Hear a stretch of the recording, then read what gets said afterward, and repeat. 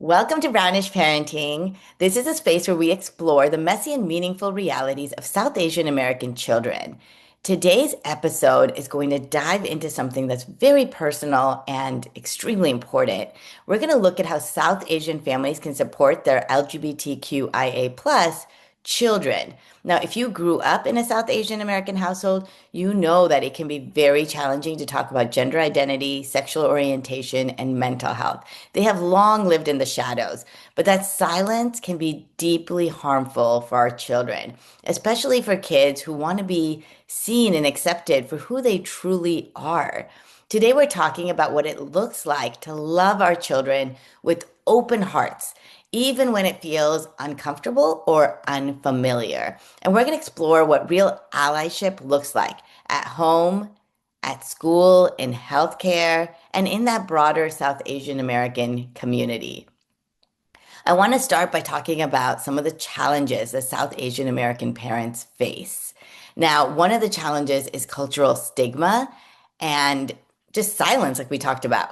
We just don't talk about that in our family. Many South Asian cultures avoid open discussion when it comes to sexuality, gender, and identity. And the impact that this has on children is that they feel really invisible. They feel ashamed of who they are because they can't talk about it. And they're fearful of being disowned and dishonored within their families. So we really need to reframe this narrative for them. And so we want to talk about how our culture is really rooted in family and in love. And we want to expand that to include all children. Now, the second one I want to talk to you about is a fear of community judgment. This is this whole idea of lo kya kahenge, right? What will people think? And so the challenge is when families are more concerned about what extended family members or community members are going to say. And the impact that that has is that children feel like parents are prioritizing others, right? And so over their own well-being, their child's well-being. And that causes a lot of emotional distance between them.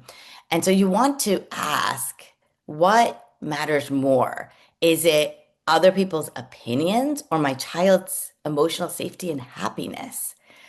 Now, the third one I want to talk about is this conflict between religion and identity. So it's this idea of I love my child, but my faith doesn't allow for this.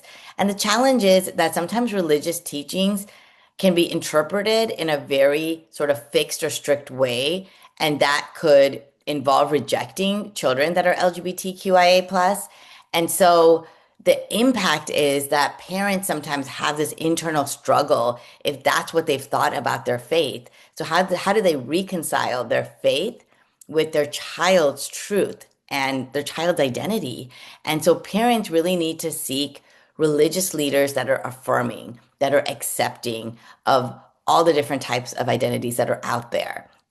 Now, the fourth one is emotional and mental health tools. So, supportive families, the research shows this, they can reduce the risk of suicide by over 40%. Now, the challenge is when families, again, are silent, they don't talk about it, there's rejection, there's invalidation, or that pressure to conform. Now, the impact is that when families don't accept, right, we have an increased risk of depression and anxiety and self-harm among our youth. Now, the fifth one would be the lack of role models or really having affirming spaces. So representation helps families feel less alone. So the challenge is that there are few visible LGBTQI plus South Asian American adults in the community or feeling like they have enough supportive community resources that are out there. So the impact is that both the parents and the children feel really isolated and alone, like they're the only ones that are going through this. And so our conversation is going to be really important today. We are going to talk to our featured guest, Anuradha Gupta, who is the president of PFLAG, and she is going to talk to us about practical ways South Asian American parents can really show up for their children with openness, love, kindness, and pride. Our featured guest today is Anuradha Gupta, or Anu Gupta, pronoun she, her, is an adjunct faculty, content specialist, and academic mentor at Kerala Ayurveda, USA, with her own practice, Ayurvedic Footprints. Anu studied MMS at a premier engineering school in India, followed by an MBA and a long stint in the corporate world before moving to the US in 2001. She started meditating, became a yoga teacher, and eventually became an Ayurvedic practitioner, reviving a family lineage. Anu is a prolific writer for Kerala Ayurveda and The Art of Living. She's co-authored the book Unveiling Health, Happiness, and Longevity, a primer on Ayurveda. All proceeds go to Art of Living's humanitarian causes. Anu has advocated for the LGBTQ plus community and many social justice causes. She was part of NAMA's DEI committee and is currently part of their education committee. She is currently president of her local PFLAG chapter.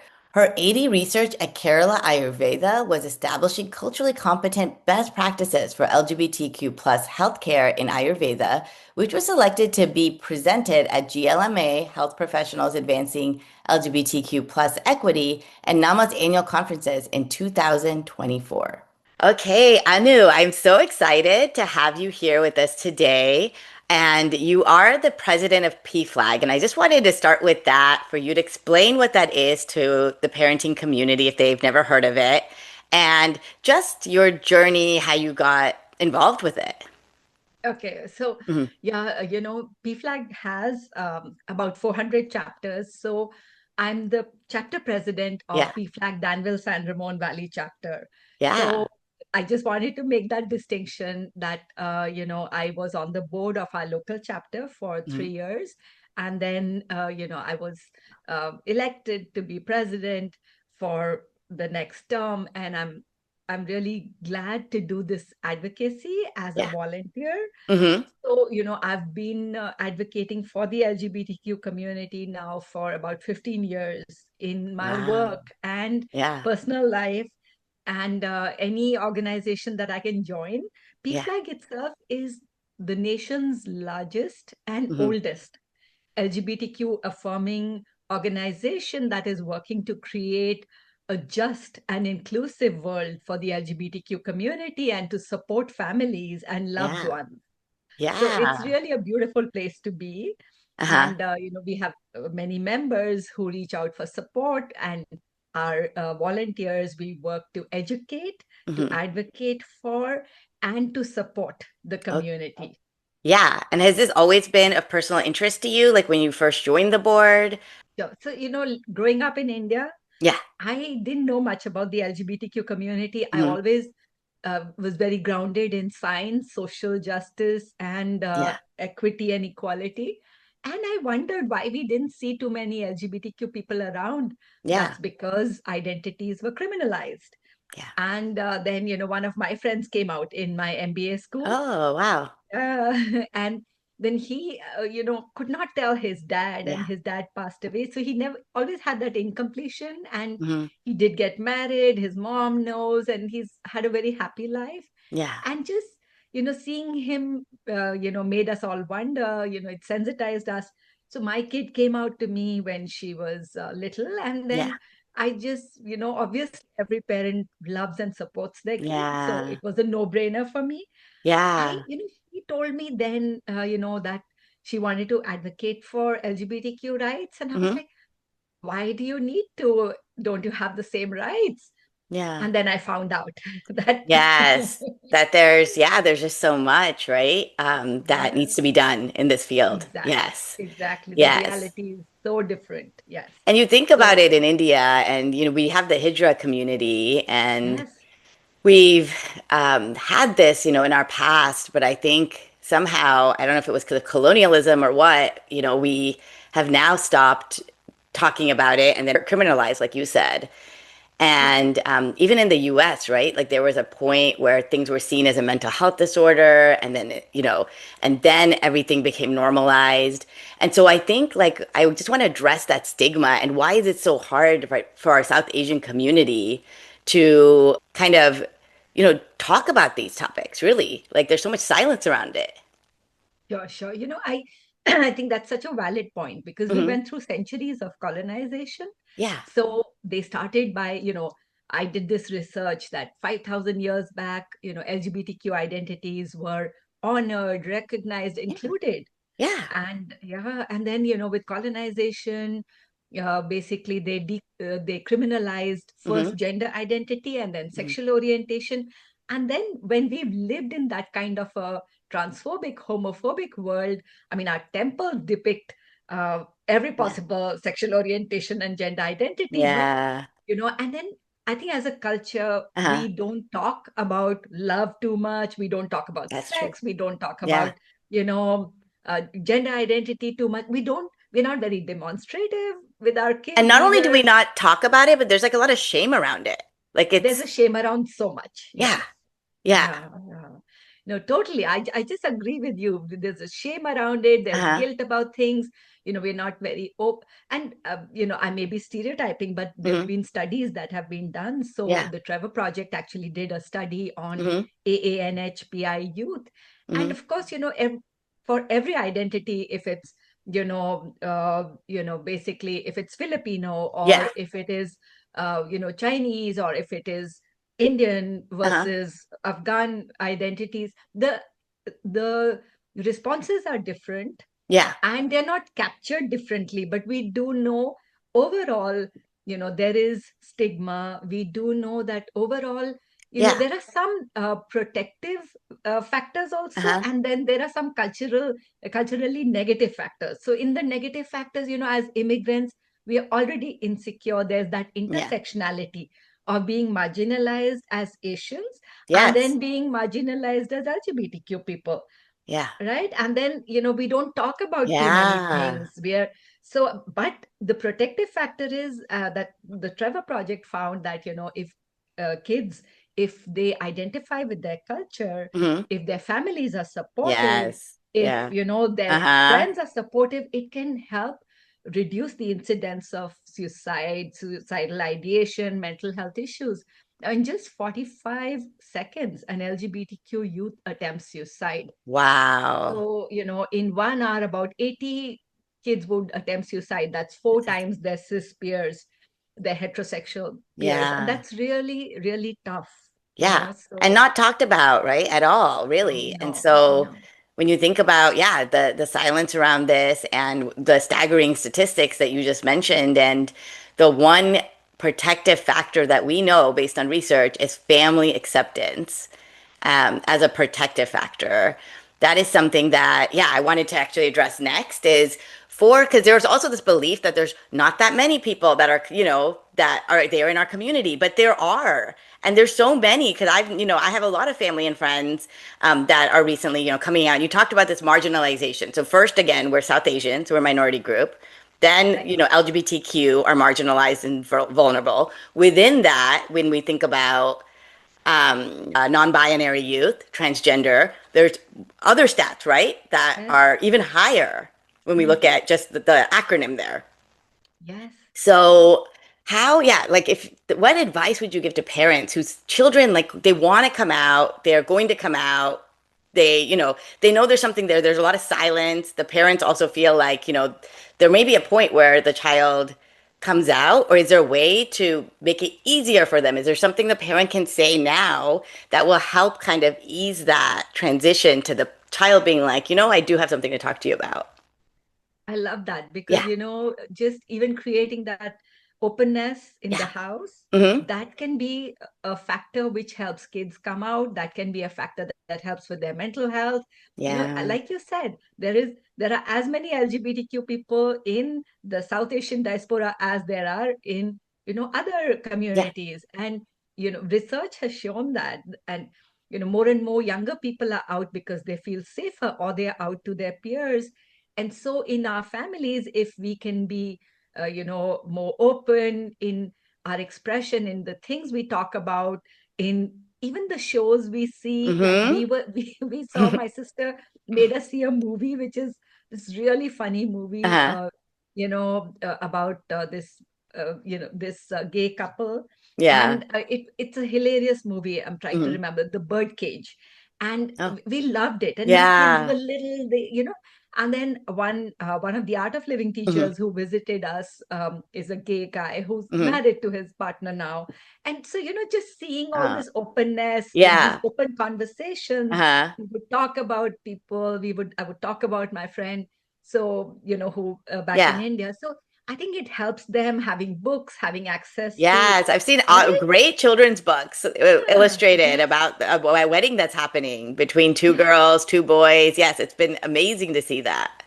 Yeah. Absolutely. Yeah. And then culturally Uh-huh. competent, specific books. So it's interesting because if they go to school and they Hmm. receive an inclusive education, Yeah. not only does it give them empathy, it also Yeah. helps them name that their identity. Okay, Yeah. I'm trans, maybe I'm non-binary, maybe I'm, Hmm. a lesbian. So it gives them that feeling of safety and security. That's one thing. And then if we are open at home, they Yeah. don't feel left out because it's going to be a tough journey. Now, Yeah. like you said, trans kids, Yes. trans non-binary people are being targeted so cruelly. And so Yeah. if we at home can, be brave in just being open, Yeah. but then if they come out to us, Yeah. there are parents, there are families who experience either, it's like somebody, like a kid saying that, I want to study arts and Hmm. not math, right? There are Yeah. parents who, Asian parents, South Asian parents who are like, Yeah. oh, I mean, we need to love them unconditionally. Yeah. Our journey is different from their journey. So, Exactly. right, if Yeah. we just Yeah. And I love focus that upon analogy because that, that's something that's so relatable, right? Because I think they're so in tune, right? Kids are so attuned to what do their parents feel about their perspective on this issue. And if they've right, heard their parents making negative comments or being judgmental, it's gonna shake them to their core. They're not gonna want to open up and to say how they feel about themselves. right, right. And it can really be tough for them anyway. So if we are loving, and I think it's okay for families to acknowledge that maybe they have a journey, then Yeah. they can get some support, like through, PFLAG has support groups. They can go to a counselor, they can seek some kind of counseling Yeah. help. They can read books, they can turn to resources. I mean, we love to read, we can read about Yeah. it. And just knowing that this is such a fundamental part of the kid's identity. This is who Yeah, they and that is are. super important what you just said, being open, because I do a case study in my classes where the child wanted to come out, waited until college actually, because they weren't sure if their parent was going to be accepting of them or not. And so thought, at least I'll be in college, it'll be some distance in case I don't feel safe at home. And then the parents didn't at first want to reach out to the support groups. So they were like, we don't understand what this is. The Asian parents were very fixed mindset, and then they weren't reaching out, like you just said, to books, to support groups, to resources. Is there anything particular in the South Asian community? There is PFLAG, and I love that you're the president, South Asian woman. Is there anything specifically else that you would think of as a South Asian resource? Yes, absolutely. There's Mm. Desi Rainbow Parents Oh, and nice. Allies, Okay. and that's a wonderful resource. And they don't have much of a California presence Hmm. currently, but they have online resources. So they have Yeah. online support groups, Yeah. and they have faith-based support groups and Hmm. celebrations. So for every possible, you know, uh, religion, for Hmm. families, for parents, for dads, for Yeah. trans kids. They have so many groups, and they're doing a great deal of advocacy. And actually, their president was on the Hmm. board of PFLAG National. Oh, And wow. yeah, so Yeah. very cool. Her name is Yeah. Aruna Rao. Uh-huh. And like I'm on the board of my local Hmm. chapter. And there's a lot of work to be done at the Yeah. grassroots, but she actually is in New Jersey. And then Hmm. she said that I need a place where I feel like I belong. So she set up Yeah. this organization. Also, PFLAG itself Hmm. has, something called Community Connects, where we meet every month online Yeah. for the AANHPI group. Oh, that's So great. yeah, so if Yeah. people Google that, they'll find that it's a culturally competent resource, a support group that they can reach Yes. out to.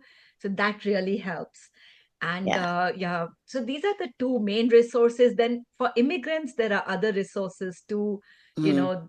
There's the LGBTQ Asylum Project, and it depends on where they are immigrants from. But Okay. for a Yeah. lot of South Asians, I think there's also this if they're not citizens, Hmm. then they wonder about going back if their kids are out. And I've been Oh, analyzing yeah. this a lot. If their kids Interesting. are out, Hmm. then how would they adjust when they go back to their countries where, Yeah. let's say in India, same-sex marriage is Hmm. not legal. Hmm. And, the rights of people that are in a union, Yeah. or, in a romantic relationship, some kind of union, they have kids, they've adopted kids, or, they have kids through, Hmm. surrogacy or IVF. So what are their rights? And, Wow. all of that Yeah. is complex. And in some nations, it's also a criminal offense still, South Asian Yes. nations, right? Yes. So Yeah. we Yeah. have to be cognizant of So that. yeah, when you think about just that, the macro system, where you're situated in the world, Yeah. also just within the US, the policies that we have today are not safe for our children at all. And so, yeah, I think how do you, and then I'm also thinking not only that, but also just within the family, the child comes out to the parent. What happens to, this idea of lokya kahenge, the other people who are just parents know they're judgmental, or their extended family members that they're not sure if they're accepting or not. How important and what advice do you have for like building your tribe and your support system around you, letting go of the people that maybe don't support you? Like what happens in these situations? I'm sure you've seen a lot. Yeah. Yeah. Yeah, we've navigated this Yeah. journey. And I think, Yeah. one thing is it's important for LGBTQ people to be safe in a situation where they Yeah. want to come out. So we always take the lead of the kids, like, Okay. do you want to come out, or do you want me to help you? And, my kid was younger. I said, are you comfortable if I, actually do the coming out on your behalf? And I, Yeah. wherever I Hmm. got permission from them, I went to friends and family, and I was astounded by the Yeah. amount of support. That's So, great. yeah, And there was, did you vet, like, did you think about the people that you were going to come out to as being more accepting, or did you just, yes, you did. Okay. Yeah. Yeah. Yeah. Okay. I did. I Yeah. tested Yeah. waters. I started with Yeah. the younger kids, Uh-huh. and then I took some time to explain to the older families. And, they were Yeah. scared. A lot of them Hmm. were scared for us. And I said, if I'm not scared, you Yeah. don't worry. Yeah. And then I went to this mommy, and she's so conservative. And she said something that made me think. She said, Tritiya Prakriti, which is the third gender, right? And then she Yes. said, know, uh, s- she said, just find out more about our culture and Hmm. about our history. So it's interesting. So I found that, I found all kinds of things. Some people thought that it is genuinely an illness. So they said, Hmm. they empathized on Yeah. that level, which needed correction and education. Okay. Yeah. And there were people like that. And then some Uh, people were just plain homophobic. So we needed, some elevator pitches, like our yes. chapter is working on elevator Oh, pitches, good. or yeah, Yeah. or also, knowing how to talk to the person with empathy and move on if need be. And so there's different strategies for different people. And I found that there's so many accepting people in the Hmm. community, or sometimes they just say things behind our back, which I could care less about. Yeah. Right? And Yeah. it's just, but I found that a lot of, South Asian families, a lot of Yeah. kids were reaching out to me for support. Oh, that's I good. supported this family, Yeah. yeah, this family for a long time. So sometimes they think it's a Western construct, and I tell them, no, no, no, it's an Indian construct, it's a That's Asian what I'm saying. construct. I think Yeah, sometimes people think even if they educate their kids on it, that then that opens the pathway for this, but that there's so much misunderstanding in the yeah, culture and yeah. the community if you don't talk about it. And Yeah. exactly. I mean, they're just who they are. If we Yeah. talk about it, if we acknowledge our roots, Yeah. they will come out with a greater Hmm. deal of comfort. In fact, the Western system has, especially the colonization, it imposes that binary. It It is more, does. it has that element of, the Victorian Hmm. puritanical or whatever, Yes. like, Yes. like they don't Uh-huh. believe in, you know, Uh-huh. uh, and we had bisexual identities, we had Hmm. lesbian, gay Hmm. men, we had trans people, a non-binary, that Shiva Shakti, Oh and yeah. yeah, Yeah. which is Ardhanarishwar. So that is from the Hindu context that, Hmm. we had all these concepts from the Vedic concept, rather, not Yeah. just Hindu. So, because we've seen a lot of our governments back home are also becoming conservative, but, Mm, and that impacts society too. But families, if we approach them with love, yes. and, everybody loves a loving parent, like in India, Yeah. Yeah. in Asia, a loving, strong parent who supports their kid is what Uh-huh. makes a difference, I think, respectfully, to Yeah. just go about. And storytelling really helps. So, Hmm. I've worked with other South Asian community leaders, Hmm. like, Rewire, I've worked with Narika, I've worked Oh, with nice. South Asian Hmm. SOAR, and I think APAPA. So these are all Asian organizations, and we've done panels on AA and HPI inclusion, and Yeah. we've done, so we can educate the community. We've done a lot of this work, and we've realized that we can train anything that we do. It's our own story which makes Hmm. a difference. So Yeah, yeah. yeah, That's how, I mean, because I'm learning so much just from my own friends about, the gender neutral bathrooms and the things that children are, when a teacher separates a classroom based on, all the boys come up and then all the girls come up and a child doesn't know where to go, right? And so these are the stories that help humanize and then help explain in a way where then we can start to educate and create connections really because I think sometimes there's just all these preconceived notions about what it is or what it's like or yeah, absolutely. When we yeah, use inclusive language ourselels, I yeah. remember my dad, so my kid told my father that my friend is going to come, Hmm. and my friend is non-binary. These are the pronouns. And, Yeah, my dad had seen the friend before, but, now the kid was coming out. This is the name. So yeah. my father was practicing. He was Hmm. so excited. He said, Yeah, very good. And then, a trans friend, he said, Shikhandi, which is the story of a very yes. brave trans warrior.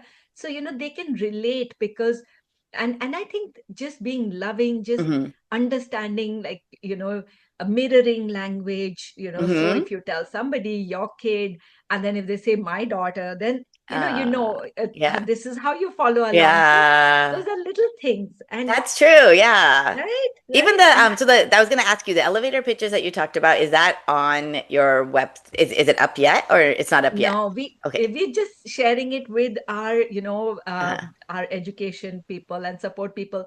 When, when we realized that the administration is going to target our community, we yes. said, okay, how do we, in that atmosphere Yeah. of hate, Hmm. how do we support people? So, we had in our support group, a lot of people said, if I'm at a barbecue, what do I say? If I'm at work, what do I say? Yeah. We started creating these elevator pitches, and we Hmm. said, like, just for our own people, we put Hmm. our heads together.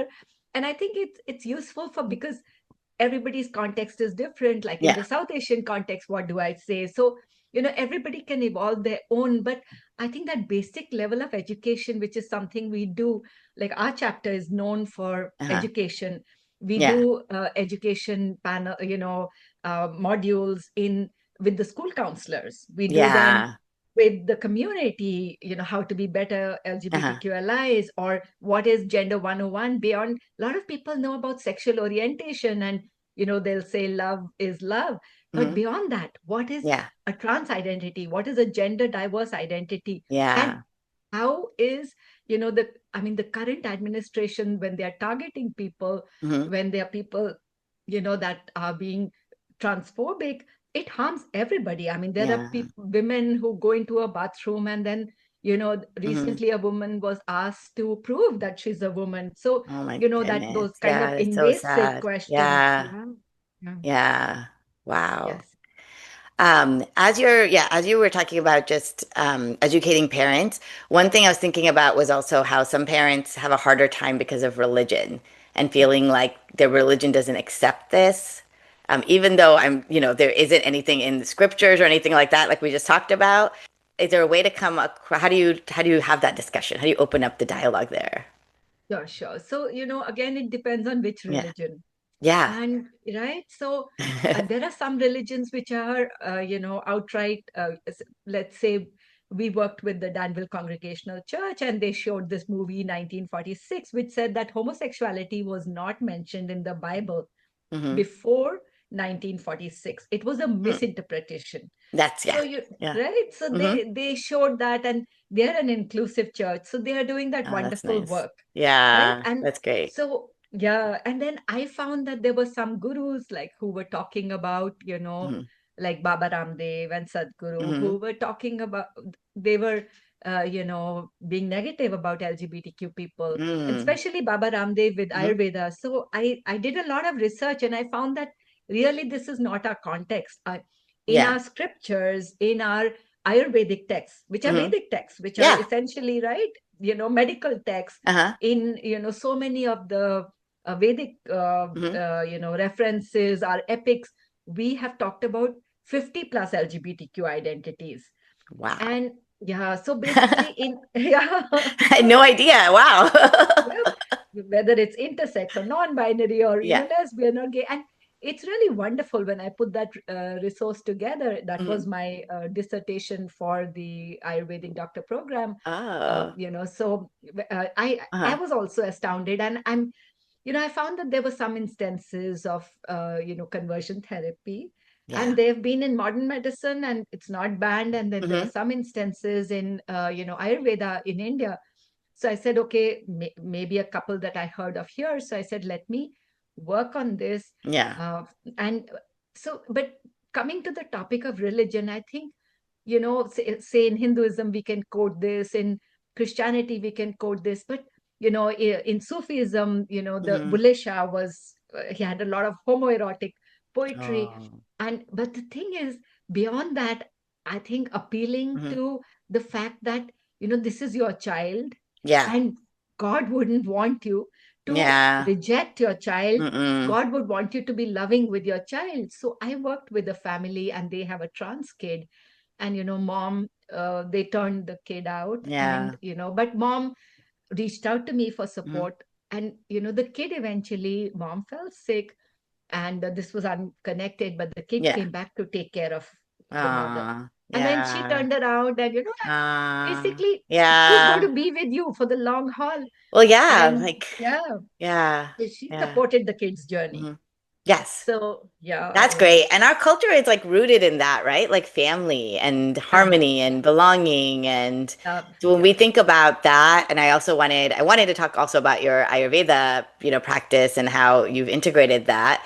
But really Ayurveda, like that's really studying life, right? The balance between our mind, our body, our spirit, and how we can live in harmony, like within ourselves and outside ourselves. And how your work in that field is helping with providing affirming spaces of care for queer youth. Yeah.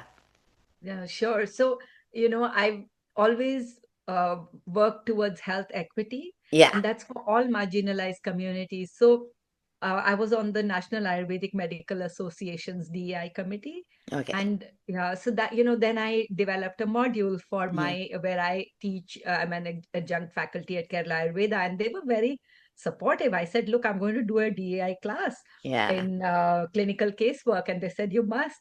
Uh-huh. So, I worked on curriculum. Like, for instance, I found that Vietnamese women, Uh-huh. they had extended stays in hospitals Uh-huh. because they were getting cold water, and that is considered, pregnancy is anyway a cold time. So they don't want cold water. I So see. they Okay. were Yeah. getting dehydrated, Mm-hmm. lactation was an issue. So when uh, you know, and that is exactly what Ayurveda says. It's a Hmm. cold time, it's a vata, Okay. aggravating Yeah. time. Yeah. It's a time of dhatu shay, or tissues are Okay. getting, Uh-huh. malnourished. So, we also refuse cold water if Mm-hmm. post surgery, or, Okay. generally we don't believe in it. So Uh-huh. that made me think about culturally competent care, and Yeah. how to extend that for different marginalized communities. So Mm-hmm.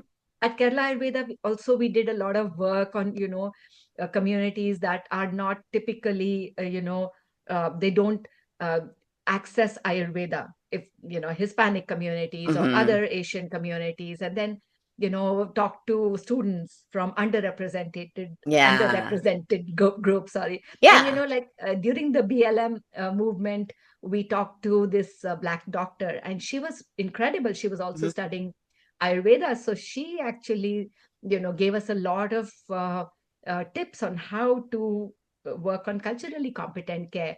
But then, I heard about Baba Ramdev, and I Hmm. heard that, some of his Ayurvedic centers are trying conversion therapy, which is a very dangerous I had practice. no idea. Yeah. Uh, Oh. so they're trying to convert people away from their LGBTQ identities, and they say things like they'll pathologize care because they Hmm. say, oh, maybe it's a hormonal issue or a willpower issue or a mental health issue.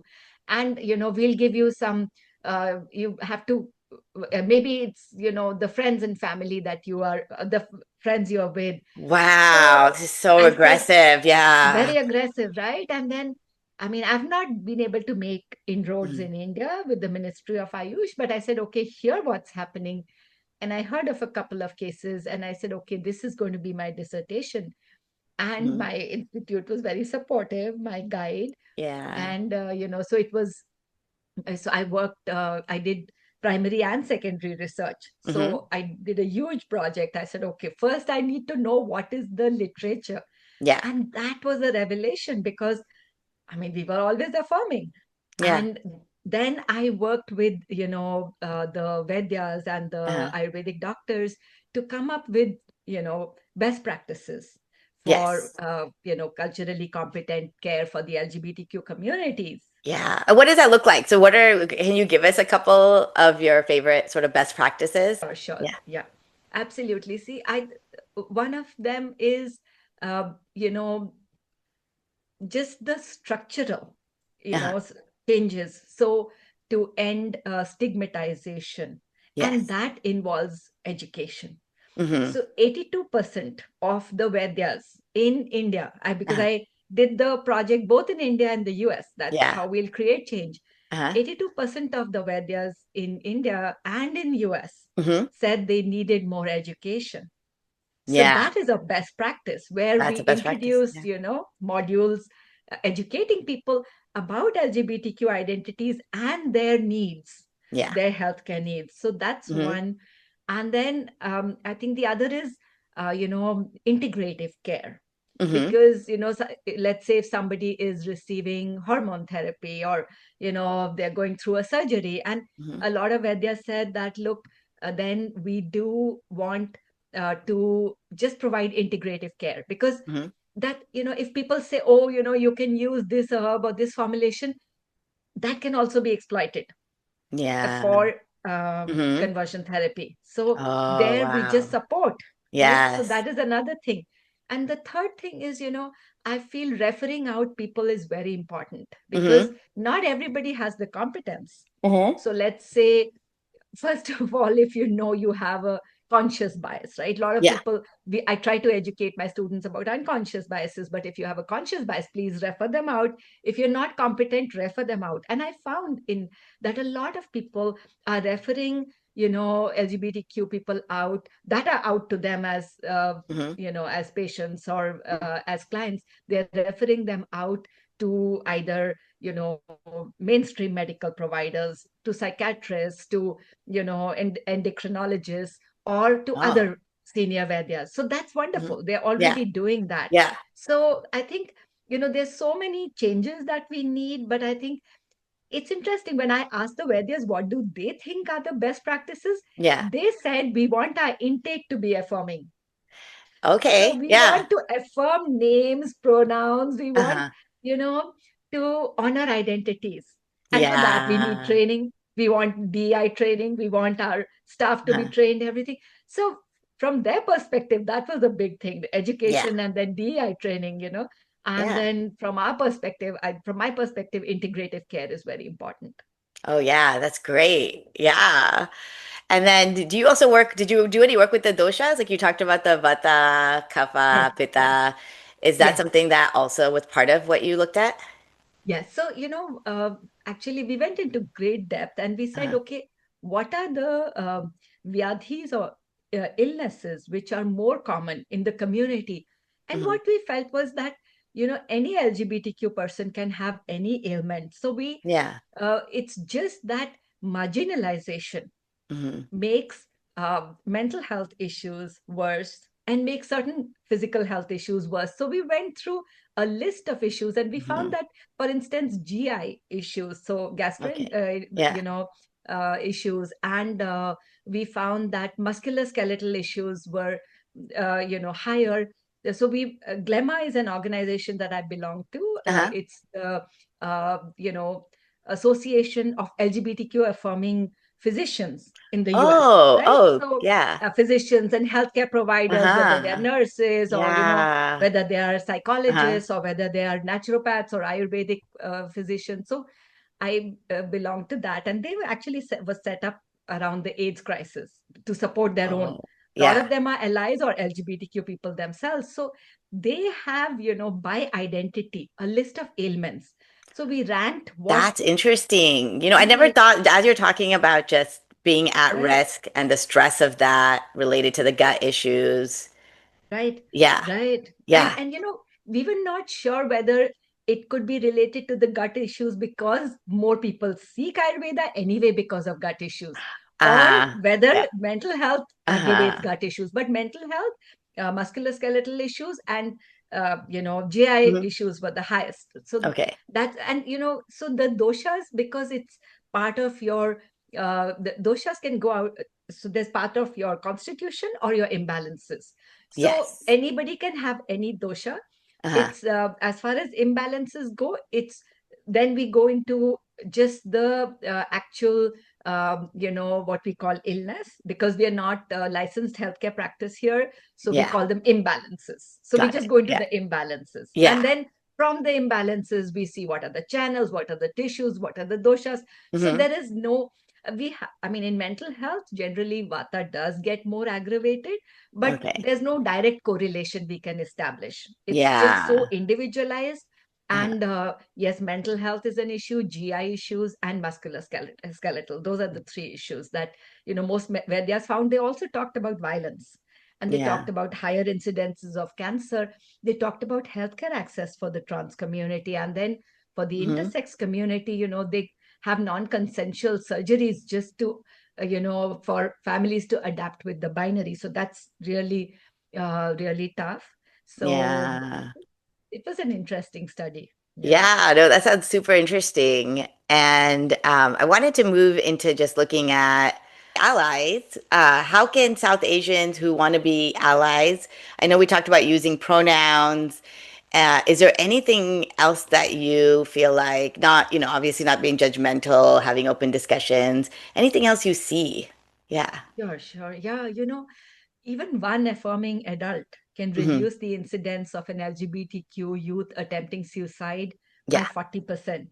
Wow. And, sometimes kids will reach out to a Hmm. loving, supportive adult. So, Yeah. anybody that they trust. So, I think educating ourselves is just very important. Yeah. And, if families come out supporting the families, if kids Yeah. come out supporting the kids, in terms of resources, they're like your podcast. I think it's wonderful that you're Yeah. offering a resource to, Yeah. Yeah. South Asian families. So just being aware is so important. Hmm. Very often we buy into that transphobic message, or we'll buy Yeah. into something. There's so much advertising money that was spent by the government, the current Mm. administration, which was anti-trans, right? It was Yeah. anti-pronouns, anti-identities, the erasure, right? So just not buying into it, Yeah. right? Just, standing steadfast in Hmm. understanding that, these are our identities, and also understanding that, this LGBTQ people have always existed. Our culture Hmm. was affirming. Why would we today be, Yeah. just a product of colonization? Why would we, like we call whitewash Yes. to Yeah. say that, okay, no, only the binary exists, or, why should people get married, LGBTQ? Like in India, Yeah. there was one politician who said, I think it was a Gaya or something, there was Mhm. an airport, and he said, oh, because it has the word gay in it, I want to change the name. So people are becoming so What? conservative. That's unreal. Yeah. Wow. Right? So Yeah. as parents, as families, as adults, we just Yeah. need to be aware about how ridiculous any kind of, marginalization Yeah. of people. Yeah. Everybody should have equal rights. Everybody should have equity. Hmm. How can they not? We grew up, with this whole theme of unity in diversity, and Yeah. in Vedic terms we call it Vasudeva Kutumbakam, or one world family. Oh, It's that's a nice. value, Yeah. yeah, where Yeah. we respect the environment, we respect Uh, animals, we respect birds, we respect the elements, and we respect all. We'll include everybody around us. yeah. Yeah, I love that. I love that because that's exactly what we've talked about this whole time, creating harmony within ourselves for our own children so that they could live in harmony within themselves, live in harmony with our community, with our world. And, these are the small and big steps that we have to take. And I know with your work, are you looking at probably policies, right? That fighting back against policies to create more harmony within the LGBTQ plus communities. Is there anything currently that PFLAG is working on when you look at some of the policies that are out there? Yes, we are working on a lot of the anti-trans Yeah. policies. So, the Federal Trade Commission has asked for people's feedback on gender affirming care. So, one of Yeah. the targets is gender affirming care, which is, Hmm. a- which is a necessary healthcare. Hmm. It's like abortion, Yeah. it's bodily autonomy. It is between, youth and families and people and their Hmm. providers. So we are working on that. There are a lot of anti-trans bills that get introduced, whether it is in sports or facilities or gender affirming care. So we are fighting that. Yeah. And so every policy by policy, we Yes. are Wow. fighting, Wow. for and also there's another organization, APAPA, which is working on South Asian Hmm. advocacy, so I think just combining forces with our partners. Glemma is the Hmm. healthcare providers. We combine forces with them. Of course, we Okay. work with ACLU, Lambda Legal. Yeah. There's a lot of cruelty going on. So Hmm. very often our members are plaintiffs in some of these Yeah. horrifying bills that are introduced. Like this year, there's already almost 600 bills that have been introduced, which are anti LGBTQ. It started happening a few years back, but Yeah. this year's just, Just escalated, yeah. Oh my and we will fight them. goodness. Yeah. So Yeah. we Yeah. will fight And each is one. it, how do you talk to kids about what's happening? Is there anything for parents? I mean, some kids, maybe they know, maybe they don't know a lot, but many of them do know too much, and they are very scared for their lives and what people think, of them outside. And how do parents kind of help them process this information? It's really tough, Yeah. that when we work in this space, like one Yes. of my friends, her kid, I mean, this is triggering, but her kid died by suicide. Oh, And just, trans kid, just because of policy, even though mom said that, look, I'll move you to Canada. But people lose hope. Then her partner attempted suicide. So I think it's really important to talk to kids it's and give them hope, devastating. Yeah. right? Yeah. Because there is hope. This is Uh-huh. not the end, and we are going to fight. We're going to Yes. fight every inch of the way for them. Hmm. And there's community around them. There are a lot of people fighting for them. Our love is louder. That's what we Yeah. say at PFLAG. Our Yeah. love is louder. Yeah. There are Yeah. For sure. few, Yeah. Yeah. people in positions of power. There are, who Hmm. are politicizing these kids. There are a Yeah. few people who are, absolutely vocal and nasty. But our love will see them through. So I think just supporting them through it. Yeah. I know bill after bill that we see. We also Hmm. saw SCOTUS overturned. So in the Mahmood v. Taylor decision, Hmm. in public schools now, people can opt out of certain curriculums, and we don't know how it will play out, but it's the basis of Hmm. book banning. At Yeah. school districts, we fight against Hmm. moms for liberty, so-called Hmm. liberty, who are anti-LGBTQ kids who Yeah. want to ban books and stuff. So I think kids know that Yes. when adults are with them, are supporting them, Yeah. whether, right, otherwise it's like, what we call minority stress. Their very existence is being debated, but they Yeah. have enough validating people, so we Hmm. are very visible. Like we Yes. go Yeah. table in schools. There's a de-stress fest and PFLAG is there. We're just standing there like, Yeah. and wearing our earrings, and we are like, look, it's okay. So Yeah, we yeah. train their counselors, we do trainings with them, we hold Yeah. pride festivals so that they feel that, this is okay. It's okay to be themselves. It's Uh-huh. actually precious. They're precious. We see them, we hear them,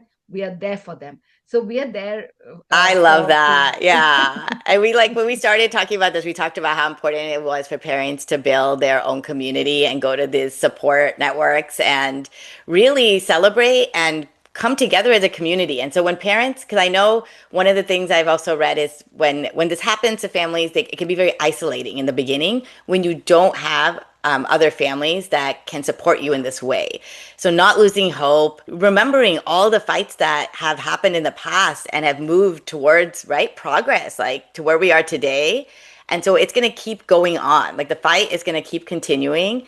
I love how you said that. And just every single thing you shared here today has been so valuable. I don't know if there's anything else you want to leave families with, but first, I'd love for them to be able to connect with you. So, where can they find you? And any last words for families today? Yeah. So, there are other families like you. Mm-hmm. Today, have a support group meeting. So, we Yeah. have a support group meeting every month, and families get together, and loved ones of LGBTQ people and LGBTQ people Mm-hmm. themselves. We get together, we talk, we share notes. So, if Mm-hmm. you want to find a PFLAG chapter, you just have to Google it and then add your zip code. Awesome. And there are 400 chapters. Yeah. So our chapter is the Danville San Ramon Valley Hmm. chapter. It's srvpflag.org.